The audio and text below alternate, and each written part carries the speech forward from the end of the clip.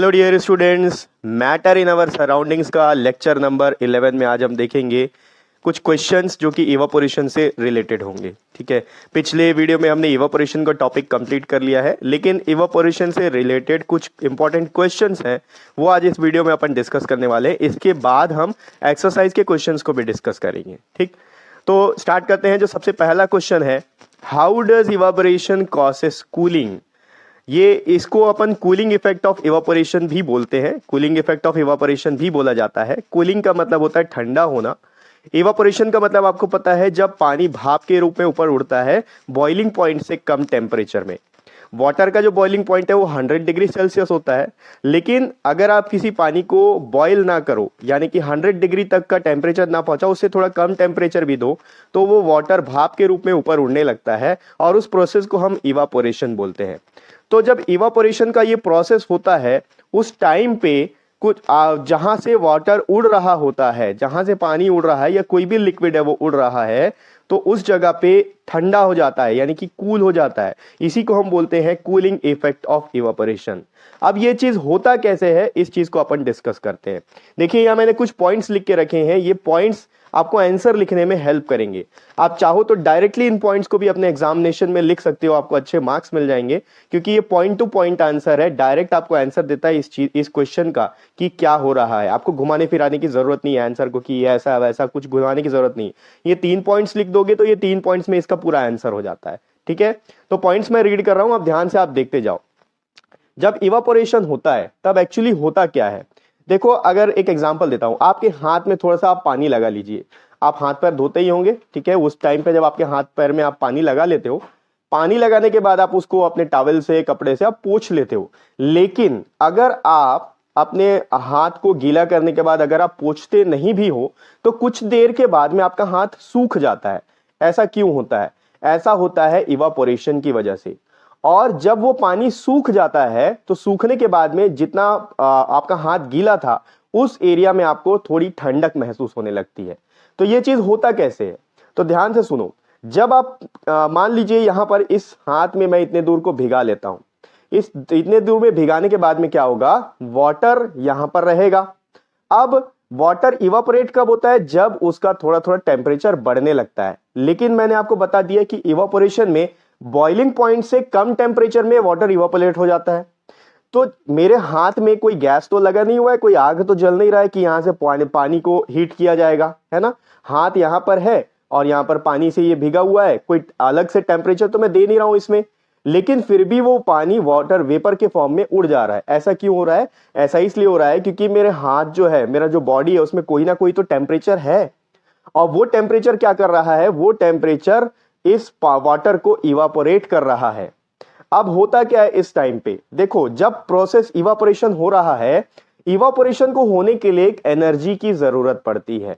दुनिया में कोई भी काम हो बिना एनर्जी के पॉसिबल नहीं है। अगर आप एक पत्थर को देखोगे तो वो पत्थर अपने जगह पड़ा रहता है, वो सालों साल अपने जगह में पड़ा रहेगा जब तक उसके अंदर कोई एनर्जी ना आ जाए।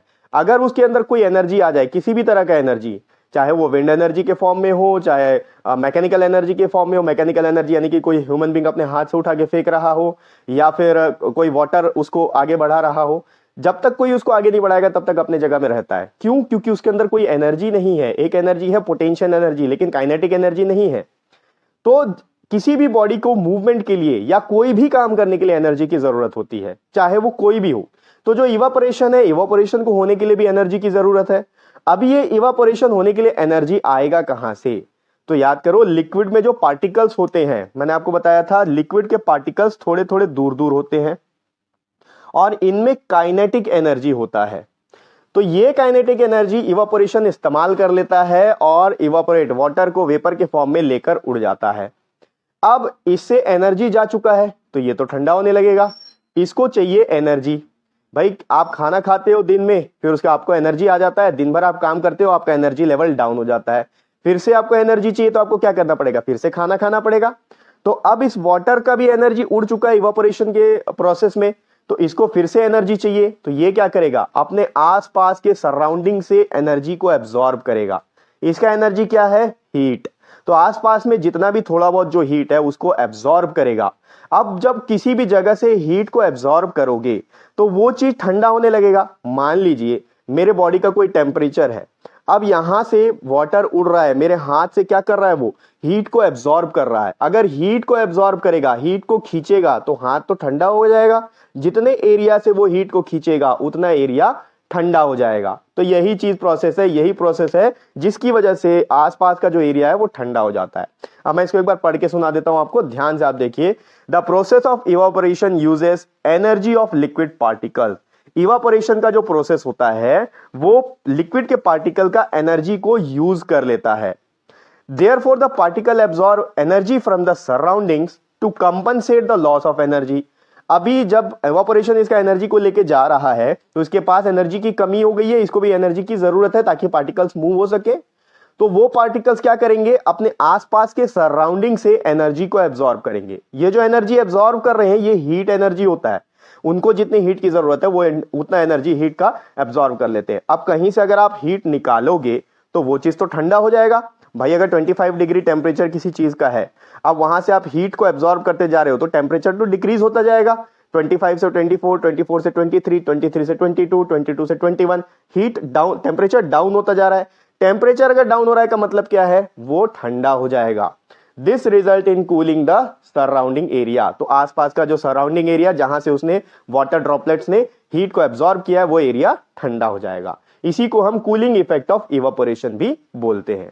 ठीक, इसी से रिलेटेड कुछ और क्वेश्चंस भी डिस्कस करेंगे, पहले आप इसका स्क्रीनशॉट ले लीजिए।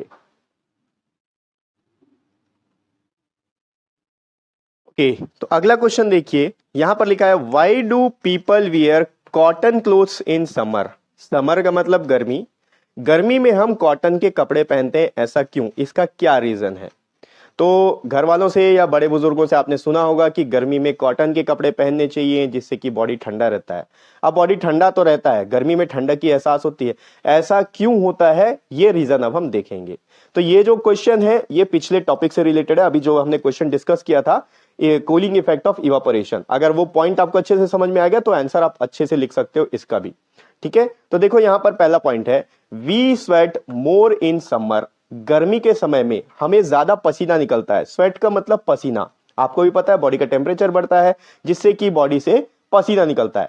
अब ये जो स्वेट है यानी कि जो पसीना है ये तो वाटर ड्रॉपलेट्स ही है जो हमारे बॉडी में रहता है। As the sweat evaporates it takes energy from the body surface and keeps the our body cool. अब मान लीजिए मेरा हाथ है, इतने दूर मेरा हाथ पसीना निकल रहा है यहां पर, तो जो पसीना निकला है वो तो वाटर ड्रॉपलेट्स ही है। तो अभी इसके पहले भी मैंने आपको एग्जांपल दिया था कि ये क्या करेगा, पानी है तो इवापोरेट करेगा। मेरे बॉडी का जो टेम्परेचर है उस टेम्परेचर का यूज करके ये इवापोरेट होने लगेगा। इवापोरेशन के टाइम पे जो एनर्जी लगेगा वो वाटर के ड्रॉपलेट्स के पार्टिकल से ले लेगा इवापोरेशन। अब वाटर क्या करेगा, मेरे बॉडी से एनर्जी लेगा। देखो कभी भी वाटर को इवापोरेट होने के लिए ना टेम्परेचर की जरूरत पड़ती है, और मेरे बॉडी का कुछ ना कुछ तो टेम्परेचर होगा। गर्मी के टाइम तो बॉडी गर्म होता है तो टेम्परेचर ज्यादा होगा, उस टेम्परेचर को ये एब्जॉर्ब करेगा वाटर ड्रॉपलेट्स। जब वो टेम्परेचर को एब्जॉर्ब करेगा तो मेरे बॉडी का टेम्परेचर डाउन होगा। अब डाउन होगा, जितने भी एरिया में वाटर का टेम्परेचर डाउन होगा वो ठंडा होने लगेगा। तो ये तो था कूलिंग इफेक्ट। तो ये तो बात थी कि हमारा पसीना जब हमारे बॉडी से उड़ेगा तो उतना एरिया जो है वो ठंडा हो जाएगा। अब बात क्या आती है कि कॉटन कपड़ा हमें क्यों पहनना चाहिए। तो देखो जब कॉटन कपड़ा हम यूज करते हैं, कॉटन को आप जानते हो, कॉटन कहीं पर भी अगर पानी वानी गिर जाए आप उसमें थोड़ा सा कॉटन डाल लीजिए, कॉटन क्या करता है, पूरे पानी को एब्जॉर्ब कर लेता है, सोख लेता है। ठीक, तो होगा क्या, जब गर्मी के टाइम पे हम कॉटन का कपड़ा पहनेंगे हमारे बॉडी से पसीना निकलेगा, पसीना निकलने पर वो कॉटन जो है, कॉटन क्लोथ हमारे बॉडी से पसीने को एब्जॉर्ब करने लगेगा। अब मान लो वाटर ड्रॉपलेट्स इतना सा था, यानी कि पसीना इतना सा था, लेकिन जब आप इसके ऊपर कॉटन रखोगे तो ये क्या करेगा, ये थोड़ा सा फैल जाएगा, बढ़ जाएगा। आप नोटिस करना, कभी अगर कहीं छोटा सा इतना छोटा सा पानी आप टपका दो और उसके ऊपर कोई कपड़ा डाल दो कॉटन का, तो कपड़ा जो है ना गीला होगा और ये पानी इतना फैल जाएगा, इतना दूर फैल जाएगा उस कपड़े में। ऐसा क्यों होता है, क्योंकि कपड़ा जो है ना एब्जॉर्ब करने लगता है पूरे पानी को, अपने आसपास जो है ना उसका सरफेस एरिया बढ़ा देता है। और हम पहले भी देख चुके हैं कि इवापोरेशन जो है सरफेस एरिया के डायरेक्टली प्रोपोर्शनल होता है। इसका मतलब अगर सरफेस एरिया ज्यादा होगा तो इवापोरेशन भी ज्यादा होगा। इवापोरेशन ज्यादा होगा, कूलिंग इफेक्ट भी ज्यादा होगा। अगर कूलिंग इफेक्ट ज्यादा होगा तो हमको क्या होगा, ठंडा लगने लगेगा। तो यहीं पर यही चीज लिखा हुआ है, देख लो, cotton can absorb sweat easily, cotton जो है वो पसीने को आराम से एब्जॉर्ब कर लेता है, and expose it to the atmosphere, और वो एटमॉस्फेयर में उसको खुला छोड़ देता है, causing evaporation to takes place, जिसकी वजह से इवापोरेशन होने लगता है।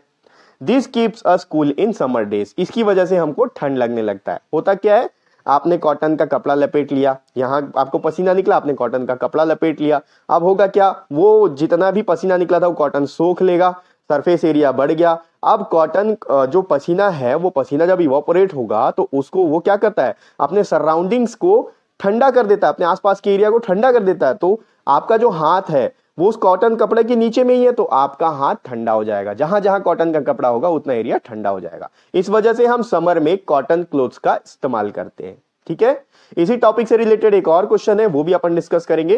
पहले आप इसका स्क्रीनशॉट ले लीजिए।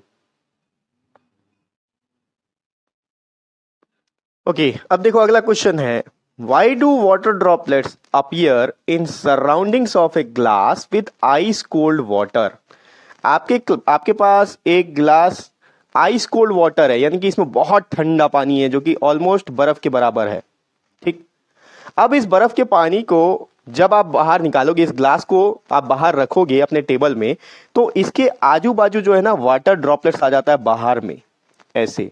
चाहे आप वाटर ग्लास में रख लो, या किसी गंजी में रख लो, या किसी बॉटल में रख लो, अगर ये बहुत ठंडा पानी है इसके अंदर में, तो आजू बाजू जो है ना आसपास, यहां पर क्या होता है, वाटर के ड्रॉपलेट्स आ जाते हैं। आप अगर कोल्ड ड्रिंक पीते हो, एकदम चिल्ड कोल्ड ड्रिंक जो बहुत ठंडा होता है, तो कभी आपने नोटिस किया होगा कि जब आप चिल्ड कोल्ड ड्रिंक को फ्रीजर से निकालते हो बाहर, तो आजू बाजू उसके बाहर में, बॉटल के बाहर में वाटर के ड्रॉपलेट्स आ जाते हैं। ऐसा क्यों होता है, इसका रीजन आपको पता रहना चाहिए। ये भी रिलेटेड है इवापोरेशन से ही। ठीक है, तो अब आप देखो, यहां पर ग्लास में कहीं छेदा तो है नहीं, ऐसा तो नहीं है कि ग्लास में कहीं छेद है जिसकी वजह से अंदर का पानी बाहर जा रहा है ना। अगर छेद होगा तो पूरा का पूरा पानी खाली हो जाएगा। ठीक है, तो ऐसा होता क्यों है, देखो ग्लास के आसपास में क्या चीज है, एक इसका एटमॉस्फेयर है, एक इसका टेम्परेचर है। ग्लास के आसपास में बहुत सारे गैसेस उड़ रहे होते हैं। ठीक है, हमारे आसपास क्या है, बहुत सारे गैसेस है, तो ग्लास के आसपास भी बहुत सारे गैस उड़ रहे हैं। अब होता क्या है, जब वो गैस इस ग्लास के दीवार के, ये जो ग्लास का वॉल है, ठीक है, ग्लास का वॉल क्यों बोलेंगे, क्योंकि ये दीवार एक तरह का दीवार का ही काम कर रहा है। दीवार क्या काम करता है, दो चीज को सेपरेट कर देता है, एक पार्टीशन बना देता है। तो ये ग्लास के वॉल से जब वो गैस के पार्टिकल्स यहां ऐसे उड़ रहे हैं, गैस के पार्टिकल्स उड़ रहे हैं, ये आके जब इस ग्लास के वॉल से टकराएंगे तो होगा क्या, ग्लास के बाहर का जो टेम्परेचर है वो बहुत कम है, और इस ग्लास का जो टेम्परेचर, ग्लास के बाहर का टेम्परेचर बहुत ज्यादा है इस ग्लास के टेम्परेचर के कंपैरिजन में। तो जब ये पार्टिकल्स आके इससे टकराएंगे तो इनका टेम्परेचर डाउन होने लगेगा, और जब टेम्परेचर डाउन होता है तो आपको पता है कि गैस जो है वो लिक्विड में कन्वर्ट होने लगता है, और उसको हम कंडेंसेशन बोलते हैं। तो ये पार्टिकल्स जब आके इससे टकराएंगे तो होगा क्या, इनका जो काइनेटिक एनर्जी है वो कम होने लगेगा, और जब ये ठंडे होंगे, इनका काइनेटिक एनर्जी कम हो गया, ठंडे होंगे, तो ये आसपास आने लगेंगे और यहां पर लिक्विड के फॉर्म में इस ग्लास के वॉल के आसपास आके जम जाते हैं। तो यही चीज होता है। ठीक है, कंडेंसेशन का प्रोसेस होता है, यहां पर इवापोरेशन नहीं होता है, कंडेंसेशन होता है।